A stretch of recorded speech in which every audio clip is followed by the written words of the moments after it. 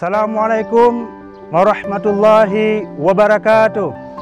Saya yang bernama Delvi Afrawi, Kicik Gampung, Desa Alur Semerah, mengimbau kepada masyarakat kami yang berada di luar daerah agar dapat menahan diri atau bersabar untuk mudik atau pulang kampung, karena kondisi daripada negara kita sedang dilanda oleh virus corona, yaitu COVID-19.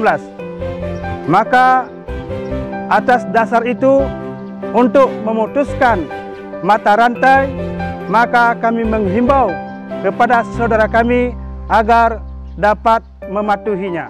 Kemudian masyarakat kami yang sudah pulang ke kampung, maka diharapkan untuk isolasi mandiri agar tidak tersebarnya itu virus corona. Kemudian juga kami menghimbau agar masyarakat kami mematuhi himbauan para medis, juga menjaga kesehatan supaya terhindar daripada penyebaran yaitu virus corona COVID-19.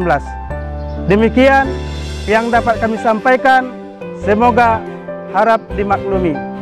Kami akhiri, Assalamualaikum warahmatullahi wabarakatuh. Satgas COVID-19 Gampung Alur Semerah, tetap semangat.